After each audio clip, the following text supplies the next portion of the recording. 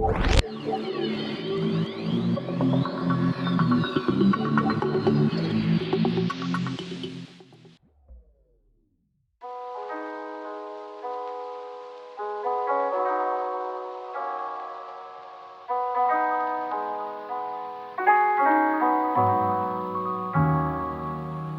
hello, it's your gal Dimply Bean back at it again with some more content. Today I'm going to be showing you the trials and tribulations of my Tentacle prosthetic creation. Before we get into it, I would appreciate you guys hitting that like button and giving a soft boop to the subscribe button.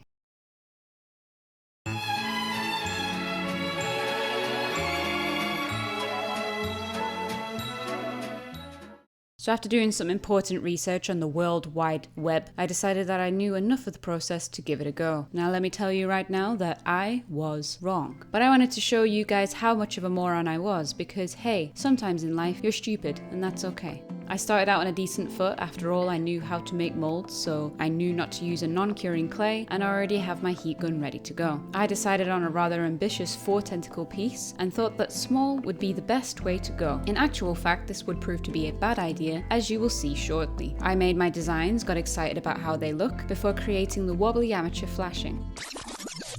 I should rewind a second and explain exactly what the heck I am doing here. A flat mold can be separated into 3 things: the design, the barrier, and the flashing, and they are all equally important in flat molds like these. The design is in the middle, obviously, and this is the main focus, and the design should be carved in a non-curing clay to ensure that you have plenty of time to work on it without the worry of it drying out midway through the creation. Surrounding this is the barrier. This will be laid in a cap plastic mix and should be as clean and flat as possible when creating your mold to ensure that there are no bumps or blemishes. This part will be dissolved away using acetone when it comes to the application time. And finally is the flashing. This is to protect the barrier and to ensure that it doesn't rip in transit. I create this part to ensure that when you order a prosthetic from me, it reaches you in one whole piece. Each of these are equally important, and each of these I fucked up in my first design attempt.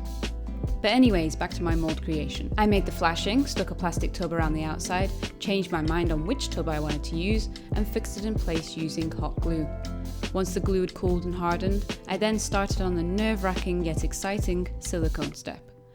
I mixed my 2-part Platsil Gel 10 silicone, try saying that super fast, and added a colorant. Although you don't technically need a colorant in making the mold, it is a handy hack to ensure that both parts of silicone are fully incorporated, as the colour needs to be even throughout. Once I was happy with the incorporation, I poured the mixture into my mould. I then tapped it off camera to remove any bubbles and allowed it to solidify.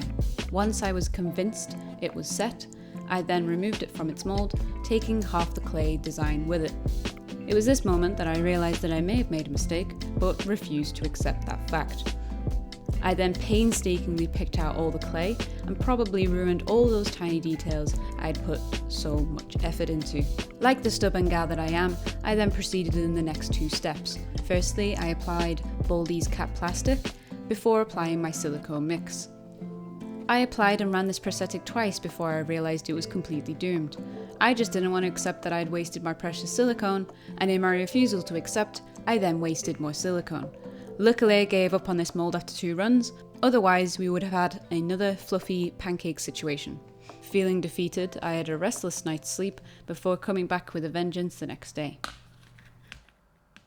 I learnt from my first attempt and decided that this time I would make just 1 prosthetic. I made it a little bit more of a chunky boy too. Happy with my design, I then created the flashing and surrounded the design using clay because I didn't feel like burning my hands with hot glue again. I filled it with coloured silicone and tapped that bad boy before allowing it to cure. Upon peeling back my design, I felt much more confident in my abilities and was ecstatic with the result. I then went in with my trusty cap plastic mix before pouring in silicone and scraping away the excess. I then left it for a painstaking 30 minutes until I felt confident that it had cured. The moment of truth, I applied my powder and began to gently peel out the design.